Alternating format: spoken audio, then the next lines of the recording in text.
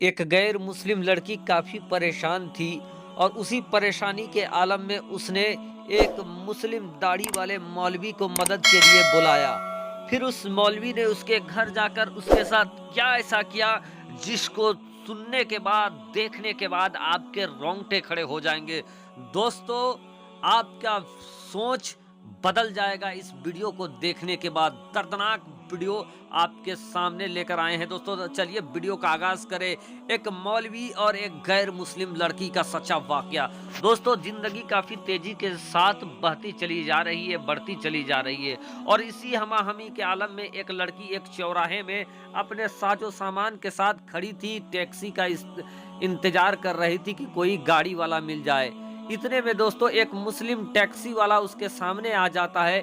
अब वो लड़की उस टैक्सी में बैठना चाहती है, लेकिन ये सोचती है कि ये तो दाढ़ी वाला है, क्योंकि उसके जहन में बचपन से ही ये डाला गया था कि जो मुसलमान मौलवी होते हैं वो हवस के पुजारी होते हैं, वो पैसों के लालची होते हैं। ऐसे में वो चाहती थी कि गाड़ी में बैठ जाए, लेकिन जब दाढ़ी वाले मौलवी को देखती है तो वो हिचकिचा जाती है। फिर गर्मी इस कदर था कि लड़की उस टैक्सी में बैठने के लिए तैयार हो जाती है। पहले पूछती है कितना लोगे भाड़ा। मौलवी साहब कहते हैं 200 रुपया। वो लड़की कहती है मुझे तो हर बार यहाँ से आना जाना करते वक्त 300 रुपया लेता था, ये 200 रुपया ही क्यों ले रहा है। कुछ सोचती है। इतने में मौलवी साहब अंदर से कहते हैं कि अगर 200 रुपया ज़्यादा लग रहा है तो आप हमें 180 रुपया ही दे दे। बहरकैफ धूप काफ़ी तेज था तो वो लड़की कहती है अच्छा ठीक है, आप मेरा सामान गाड़ी में रख दीजिए। ड्राइवर निकलता है और सारा सामान गाड़ी के अंदर रख देता है और उसके बाद वो लड़की उसी मौलवी के साथ सफर करने के लिए तैयार हो जाती है, चलने लगती है। जिसके जहन में बचपन से ये डाला गया था कि जो दाढ़ी वाले होते हैं, जो मौलवी होते हैं, वो हवस के पुजारी होते हैं, वो लड़कियों को गलत निगाह से देखते हैं। लेकिन आज मंजर कुछ बदला बदला था।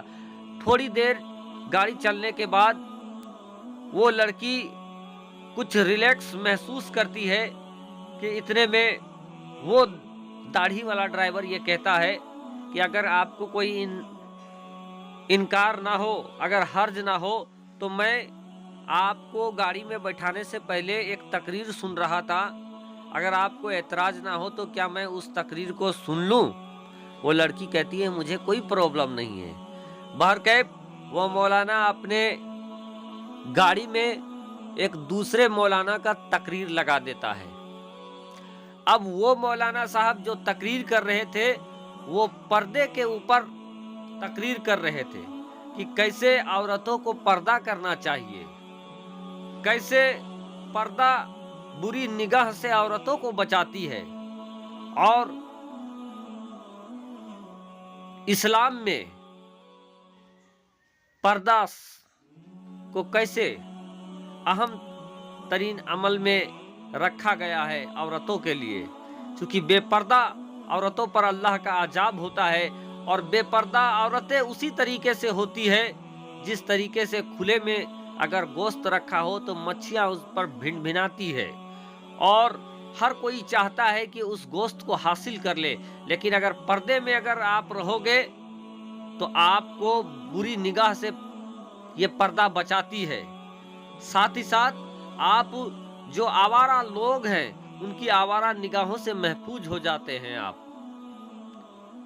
वो लड़की ना चाहते हुए भी एक मुस्लिम के गाड़ी में बैठकर एक दूसरे मुस्लिम मौलवी की ये तकरीर सुन रही थी और सुनते हुए उसको ऐसा लग रहा था कि मानो वो पूरा तकरीर उसी के ऊपर है, क्योंकि उसके कपड़े भी काफी छोटे छोटे थे और जब वो अपने घर से दफ्तर काम करने के लिए जाती थी तो गली मोहल्ले के लोग जो उसको घूर घूर कर देखते थे, जिसको वो अंदर ही अंदर वो घुटती थी। लेकिन एक मुसलमान की ये ख्यालात देखकर कि एक मुसलमान कैसे पर्दा की बात कर रहा है और दूसरा मुसलमान ड्राइवर जो अपनी सर झुकाकर गाड़ी चलाता ही जा रहा है। अभी ये लड़की सुनने के बाद काफी शर्मिंदा होती है अपने लिबास के ऊपर, लेकिन वो खामोश थी। वो सोचती है कि जल्दी से घर आ जाए कि इतने में गाड़ी रुकता है, चाय सा ब्रेक लगता है, गाड़ी रुकता है और वो लड़की कहती है कि यही मेरा घर है। वहाँ पर घर पहुँचने के बाद वो ऊपर फ़ोन करती है अपनी माँ को कि माँ छोटे भाई को नीचे भेज दो, सामान बहुत सारा है। लेकिन उसकी माँ कहती है बेटी भाई तो बाहर निकल गया है, कोई तो है नहीं। अब वो लड़की अकेले ही सामान उठाने की कोशिश करती है, लेकिन सामान इतना था कि वो लड़की उठा नहीं पाती है। इतने में वो दाढ़ी वाला ड्राइवर कहता है कि बहन कोई तकलीफ है क्या? वो लड़की कहती है, वो गैर मुस्लिम हिंदू लड़की कहती है कि मैं सामान नहीं उठा पा रहा हूँ, आप मेरा मदद करें, मेरे घर तक मेरा सामान को ले जाएं।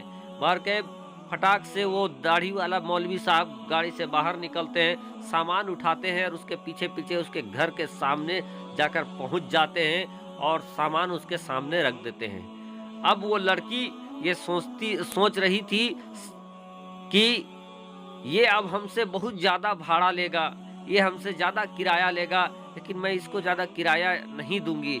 और बहुत सारी बात उसके जहन में आ रहा था कि उसने क्या किया कि 300 रुपये निकाले और उस मौलवी साहब को दे दिया। अब मौलवी साहब जब पैसा गिने तो 300 रुपया था। कहा कि आपने मुझे इतना पैसा क्यों दिया? जो बात हुई है वो तो 180 रुपये का ही हुआ है। तो वो लड़की कहती है कि जहाँ से मैं चलकर यहाँ तक आई हूँ, यहाँ तक मैं रोज आना जाना करती हूँ और मुझे 300 रुपया का किराया लगता है, लेकिन आपने 180 रुपया ही लिया और साथ ही साथ आपने मेरा सामान नीचे से ऊपर उठाकर लाया है। वो मौलवी साहब कहते हैं कि बहन जितना किराया में बात हुआ है उससे 1 रुपया ज़्यादा मैं नहीं लूँगा, 180 रुपया मेरा किराया बनता है, आप मेहरबानी करके 180 रुपया ही दे दे।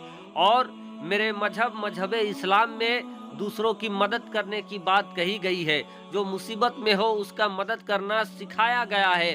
और आप मुसीबत में थी, आपसे अकेले सामान उठ नहीं रहा था, इसीलिए मैं एक इंसान की हमदर्दी की वजह से आपका सामान उठाकर ऊपर लाया हूँ और मैं इसका पैसा नहीं ले सकता हूँ, 1 रुपया आपसे ज़्यादा नहीं ले सकता हूँ। आप मेहरबानी करें, मुझे सिर्फ 180 रुपया ही दे। अब वो उस लड़की के जहन में लगता है कि मानो चाटा पड़ गया हो। एक इंसान जिसके बारे में जिंदगी भर मुसलमानों के बारे में ये सोचती थी कि मुसलमान हवस के पुजारी होते हैं, मौलवी पैसे के लालची होते हैं, लेकिन यहाँ पैसा देने के बावजूद भी वापस किया जा रहा है, कोई उसके तरफ निगाह उठाकर नहीं देख रहा है। ये चीज अंदर में अंदर वो लड़की घुटने लगती है और पूछती है, क्या आप कोई मौलवी हो या मौलाना हो? वो दाढ़ी वाला साहब कहते हैं कि बहन मैं कोई मौलवी मौलाना तो नहीं, लेकिन मैं उन्हीं मौलवी मौलाना का चाहने वाला हूँ जिन्होंने मुझे ये तरबियत दिया है और मेरा धर्म इस्लाम ने मुझे ये तरबियत दिया है। इतना सुनकर वो लड़की दिल ही दिल में काफ़ी शर्मिंदा होती है और मुसलमानों के प्रति, इस्लाम के प्रति उसका नज़रिया बदल जाता है। तो दोस्तों, आप भी गैरों के साथ हुस्न इखलास से पेश आए, यकीनन आपका नज़रिया उनके अंदर चेंज हो जाएगा, वो भी आपको अच्छाई से देखने लगेगी। क्योंकि दोस्तों, बुराई को अगर हराना है तो अच्छाई अपनाना पड़ेगा और अच्छाई का कोई काट नहीं होता है। तो आप भी अच्छा काम करें, अपना नाम करें। शुक्रिया, आदाब।